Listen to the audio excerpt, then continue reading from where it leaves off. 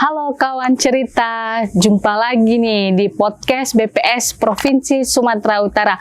Pas kali bah, kali ini kita akan membahas tentang menjaga kualitas data harga.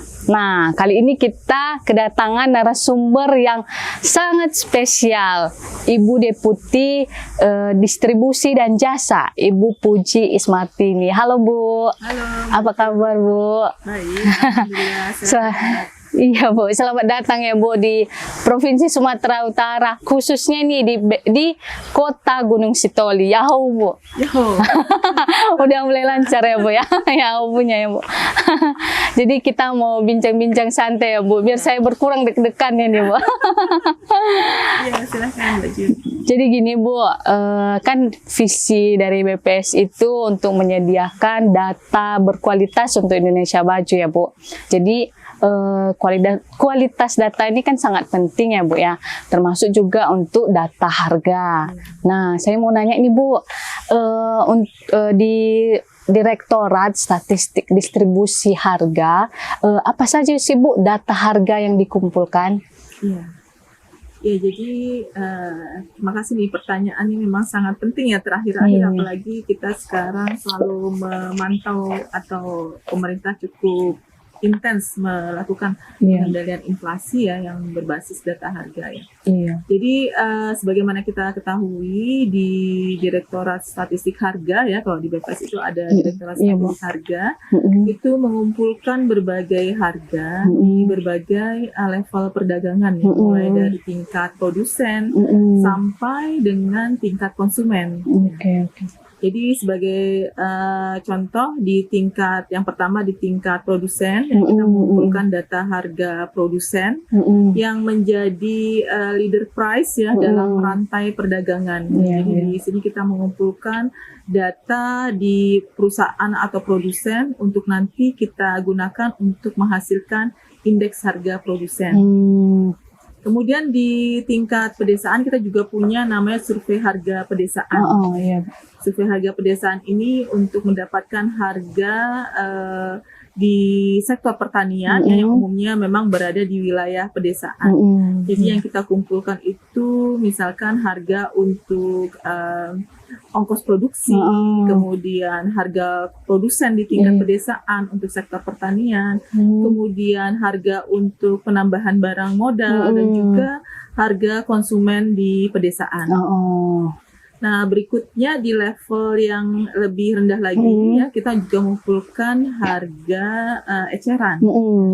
Nah, harga eceran ini kita kumpulkan untuk mendapatkan harga barang dan jasa yang biasanya kita gunakan sebagai untuk menghasilkan indeks harga konsumen ya. Indeks harga konsumen yang kemudian kita gunakan sebagai indikator dalam penentuan inflasi. Nah, sebenarnya ada satu lagi, itu indeks harga di produsen tadi sudah, kemudian pedesaan, kemudian satu lagi indeks harga di harga di untuk tingkat perdagangan besar, perdagangan besar. Jadi sebelum harga konsumen di eceran ada harga perdagangan besar. Ini juga nanti menghasilkan data indeks harga perdagangan besar. Jadi semua data harga itu yang secara rutin kita kumpulkan untuk bisa menggambarkan perkembangan harga di Indonesia, yang salah satunya di ujungnya itu ada melalui indikator inflasi, tingkat inflasi. Oke Bu. Nah, seperti yang Ibu jelaskan tadi kan Bu, pengumpulan data harga ini di berbagai level distribusi, itu tadi dari produsen hingga nanti ke konsumen akhir ya Bu ya, ke konsumen akhir. Nah, kira-kira Bu seperti apa peran dari BPS ini Bu untuk menjaga kualitasnya itu Bu, dan tren data harganya itu seperti apa Bu BPS menjaga kualitasnya itu Bu? Jadi ini komponen penting ya yang selalu dijaga BPS ya, kualitas ya. Aspek kualitas itu menjadi peranan yang sangat penting yang selama ini selalu kita jaga.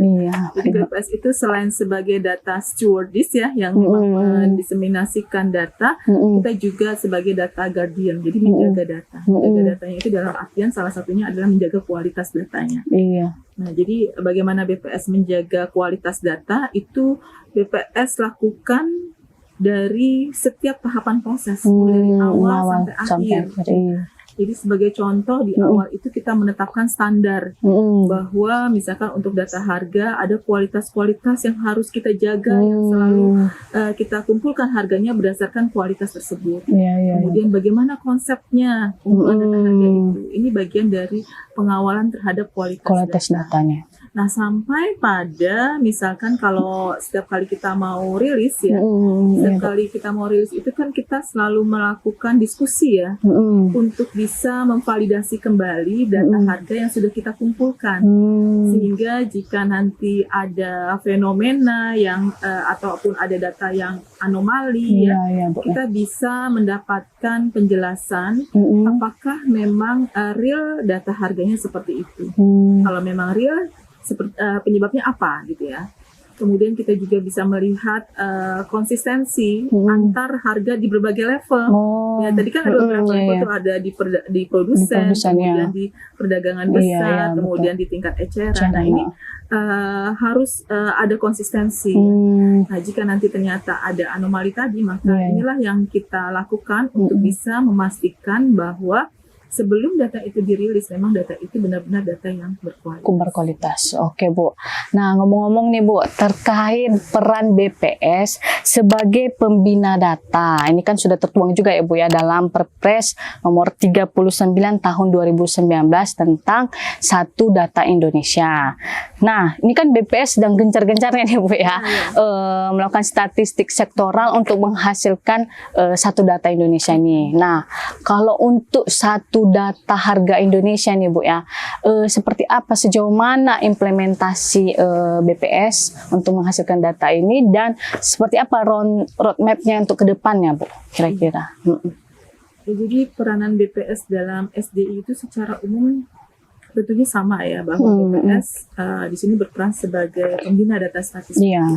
Jadi walaupun BPS juga sebagai produsen data, BPS juga sebagai konsumen data, BPS juga sebagai pembina data statistik. Betul. Nah, saat ini BPS tidak hanya menggunakan data yang dihasilkan oleh BPS saja, tetapi BPS juga mengkonsumsi data yang dihasilkan oleh sektoral, kementerian maupun lembaga, dan juga dinas-dinas juga. Nah, jadi dalam hal ini tentunya pada saat BPS mengkonsumsi data tersebut, kita harus memastikan bahwa kualitas data itu juga baik. Sehingga peranan BPS sebagai pembina data ini menjadi sangat penting. Nah, bagaimana BPS melakukan pembinaan? Kembali kita merujuk ke prinsip-prinsip di dalam Satu Data Indonesia. Di sana dinyatakan misalkan dalam prinsip yang pertama bahwa setiap data itu harus memenuhi standar. Standar artinya bahwa konsep, definisi maupun satuan dan ukurannya itu harus sudah sesuai dengan apa yang sudah ditetapkan. Sehingga apa? Sehingga data yang nanti dihasilkan itu bisa dilakukan keterbandingannya. Karena kalau tidak standar, berarti kita tidak bisa membandingkan dua hal yang tidak sama. Betul. Kemudian yang kedua adalah harus memiliki metadata. Metadata itu artinya kan memang metadata itu kan informasi penjelasan mengenai data. Sehingga pada saat data itu disertai dengan penjelasan bagaimana data itu dikumpulkan, bagaimana data itu diolah, disajikan, maka nanti pengguna datanya itu akan lebih paham dan lebih tahu bagaimana menggunakan atau menginterpretasikan data tersebut.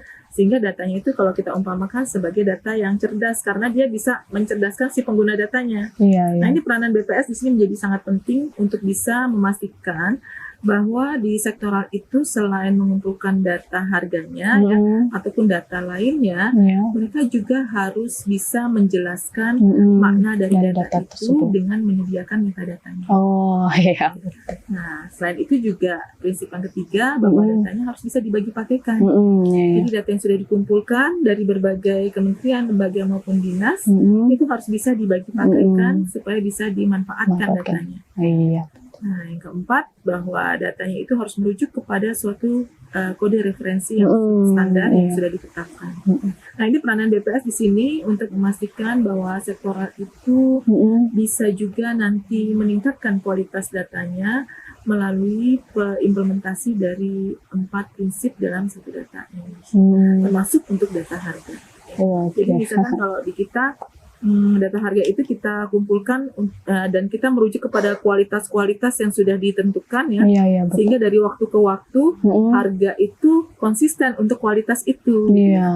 Nah ini bagaimana kita selalu punya mekanisme bagaimana menentukan suatu kualitas, bagaimana jika nanti ada kualitas yang ternyata dulu ada sekarang sudah berganti dengan kualitas yang baru, sehingga nanti mekanisme penggantian kualitas itu seperti apa. Ini bagian dari proses untuk bisa memastikan kualitas datanya nanti terjaga. Oke Bu. Nah gini Bu, kan setiap minggu itu salah satu OPD itu melakukan pengumpulan data yang namanya itu Indeks Perkembangan Harga atau IPH ya Bu ya. Kalau nggak salah yang ngumpulin ini Dinas Perindustrian dan Perdagangan ya Bu ya, kalau nggak salah. Nah, seperti apa sih Bu peran BPS dalam penyajian data ini lah Bu, dalam data IPH ini Bu? Ya. Jadi memang data harga yang dikumpulkan setiap hari ya, disajikan di mingguan, itu memang dikumpulkan oleh Dinas Perindustrian dan Perdagangan setiap daerah. Nah, yang sudah pasti data peranan BPS adalah kita membantu untuk menghitungkan indeks perkembangan harga yang ini menjadi proksi ya terhadap tingkat inflasi di daerah, karena saat ini kan kita menyajikan inflasi itu hanya di 90 kota inflasi ya. Jadi sementara untuk kota-kota lainnya mereka perlu ada indikator yang bisa menunjukkan proksi ataupun indikator yang bisa menunjukkan perkembangan harga di wilayah. Itulah pendekatannya melalui indeks perkembangan harga. Tapi sebenarnya tidak hanya sampai dalam penghitungan indeks perkembangan harga. BPS juga harus, teman-teman di daerah ini terutama ya, perlu juga mengawal artinya pada saat Dinas Perindustrian dan Perdagangan ini nanti mengumpulkan data harganya, dibantu untuk memastikan kualitasnya. Jadi kalau kualitas data dari data harian ini juga bagus, otomatis nanti IPH-nya kan juga bagus. berkualitas. Ya, betul. Nah, ini Bu, tadi kan kita udah ngomongin tentang BPS dalam menjaga kualitas data, begitu juga data yang dihasilkan oleh OPD. Nah, kira-kira Bu, kebijakan apa yang sudah dibangun atau yang dibangun lah oleh BPS untuk meningkatkan kesadaran akan data itu Bu? Baik kita dari pihak internal kita di BPS nih Bu ya, maupun pihak luar nih, entah seperti itu OPD tadi atau responden atau pihak lain lah Bu, karena kan penting banget nih kan Bu data ini. Seperti apa Bu kebijakan yang dibangun itu oleh BPS? Jadi sebenarnya BPS selalu berkomitmen ya untuk meningkatkan baik itu kualitas datanya maupun literasi terhadap penggunaan data itu sendiri ya. Jadi kalau kita lihat sekarang upaya-upaya BPS sudah banyak. Kita kan sekarang ini banyak berkolaborasi ya. Biasanya berkolaborasi kalau di level pusat dengan kementerian lembaga, di daerah itu dengan pemerintah daerah setempat gitu ya. Karena kita tidak bisa melakukan semuanya sendiri. Jadi kita sekarang ini melakukan kolaborasi bersama untuk pengumpulan datanya. Nah di samping itu BPS juga banyak melakukan inovasi-inovasi ya, strategi untuk bisa meningkatkan literasi data, baik itu ke masyarakat, kemudian ke pemerintah daerah, ke akademisi sebagai pengguna data, segmen pengguna data terbesar di BPS dan juga mahasiswa. Nah, salah satu contohnya misalkan ada sekarang pojok statistik. Pojok statistik itu bagian dari strategi BPS untuk mendekatkan data ke pengguna data.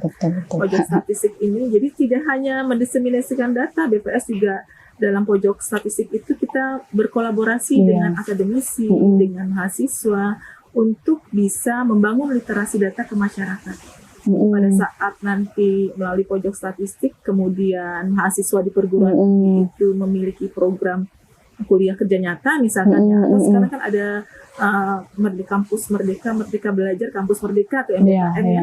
Nah mereka juga bisa berinteraksi dengan masyarakat dalam hal membangun literasi data.